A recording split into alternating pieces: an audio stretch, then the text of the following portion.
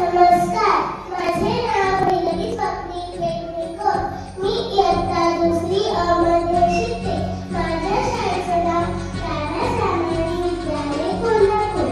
इथे उपस्थित सर्व दोस्तांना माझा नमस्कार. माझ्या बालमित्रांनो, आज 31 फेब्रुवारी जागतिक मातृभाषा दिन. मातृभाषा म्हणजे आपल्या आईने आपल्याला शिकवलेली पहिली भाषा. ही भाषा केवळ संवादाचे साधन नसून आपल्या संस्कृतीचे, परंपरेचे आणि ओळखीचे प्रतीक असते. माझी मातृभाषा मराठी हे सांगताना कधी दुसऱ्या प्रकारचे शब्द आठवतात. मराठी भाषेकडे बोली, गोड तिचे गोड, संस्कृतीचा सांगताना शब्दांची गोड, शब्दांची दिवाळी, छत्रपतींचा अभिमान, साहित्य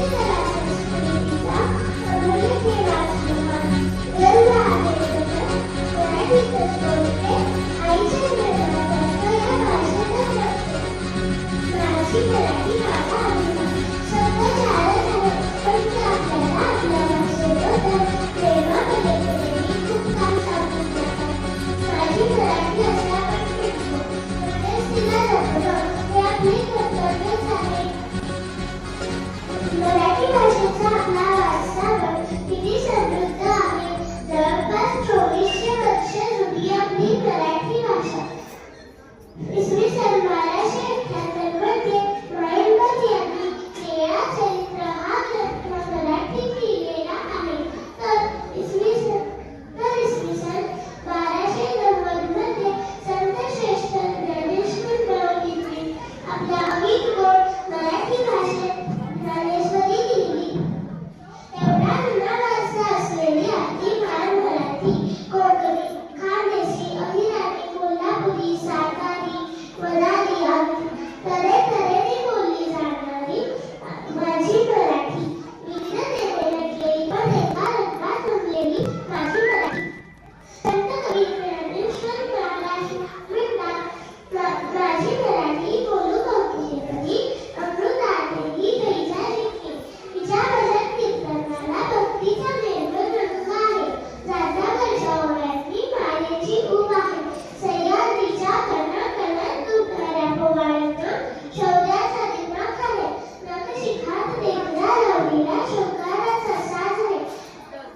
ज्ञानेश्वरीमध्ये ज्ञानाचे अमृत आहे. अशी गौरवशाली आणि समृद्ध भाषा जगात क्वचितच पाहायला, ऐकायला, बोलायला मिळेल. लाभले आम्हास भाग्य बोलतो मराठी, असे सुरेश भटांनी उगीच म्हटले नाही. कवी कुसुमाग्रज, पु ल देशपांडे, गदी माडगूळकर, प्र के अत्रे, वि वा शिरवाडकर, शांता शेळके, इंदिरा समसर अशा कितीतरी साहित्यिकांनी आपल्या अभिजात साहित्यातून मराठीला घरोघरी पोहोचवले.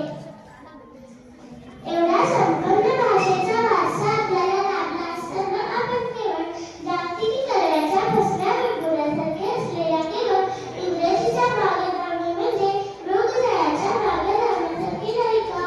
खूप सोप्या सोप्या मार्गाने आपण मराठीचा मान वाढवू शकतो.